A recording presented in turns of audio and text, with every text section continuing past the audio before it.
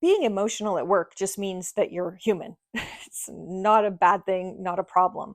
But if your emotions become so big or disruptive that they affect your productivity or your reputation or your relationships, then it's probably something you need to pay some attention to. So let's go through the steps for how to manage your emotions at work in a way that's kind of grown up and constructive.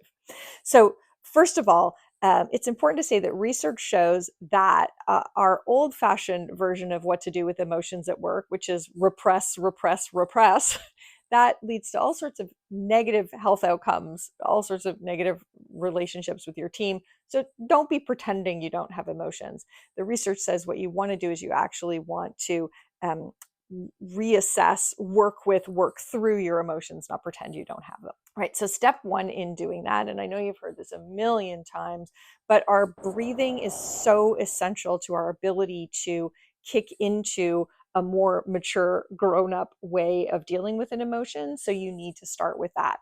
The only thing I can give you as a tip that's different from what you've read everywhere else is when you are triggered and emotional, you're often breathing very shallowly, and then you try and take a deep breath, and it's like, there's no way to take in air. So the best tip is if you're feeling like that, focus on breathing out as hard as you can. Do the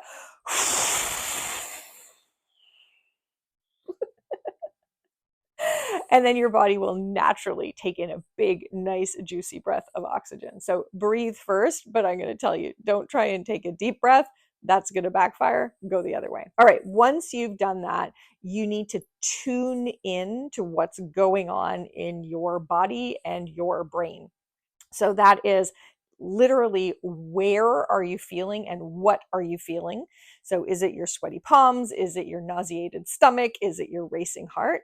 And what are you thinking? What words are you ruminating about? What loop is going on in your head? Tune into it. Don't judge it. Don't get flustered by it. Just be fascinated by it, as almost as if you are your own sort of psychologist sitting watching yourself on the couch, like, oh, fascinating.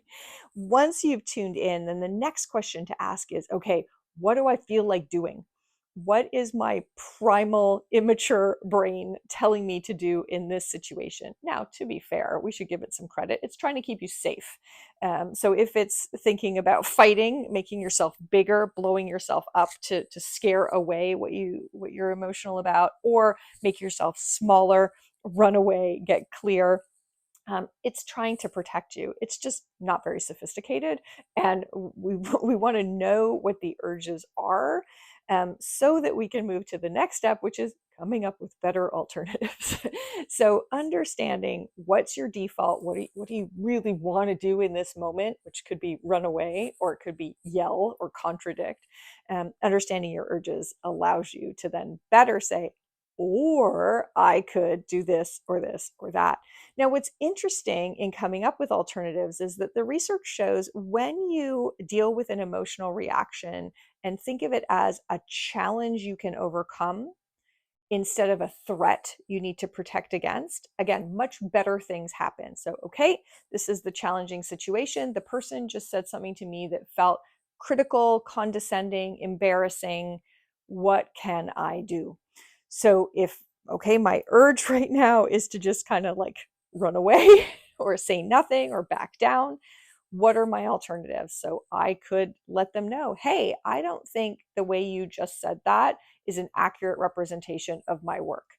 Or you could ask a question. All right, if you want my product to be better, what do you think I need to pay more attention to? So you can come up with alternatives in that moment. And then the final thing, of course, is to act, do something. When we get really anxious, when our emotions tend to take us over, sitting still and ruminating and being stuck in that is the worst thing we can do. We want to do something to move forward. So, what is it? Which action am I going to pick? What's the best thing I can do? And try and do something. Now, to be fair, that doesn't mean that you need to do something with the person at work, with your colleague. It may be that doing something is, I'm going to get up and go for a quick walk. So you can act with that person, or you can act on your own, but do something to process that emotion, let it move through you. Final thing is when you've done this when you have a big emotional reaction in front of colleagues or in response to your boss or things like that, don't apologize, but do thank the person for sticking with you, or anything you feel like you can genuinely, legitimately thank them for. Try and do that. That's a way of just providing a nice close on the end of the conversation. And if you're too emotional to do it in the moment, do it the next day. Send a note and just say, I want to thank you. I was processing a lot of really big emotions there. I'm really grateful that you provided a forum for me to share that, whatever it is, but try and create a nice close. So we have big emotions. That's a given, and not something that we want to try and repress, because that makes things a lot worse.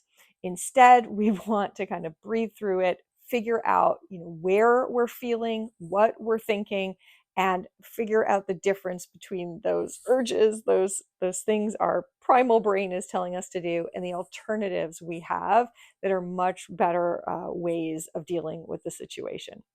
Okay, so managing emotions, no matter what, even if you learn how to do it well, it still takes a lot of energy. So in this next video, I'm going to talk about how do we just lower our emotional response, get less triggered. So check this out for some advice on how to do that.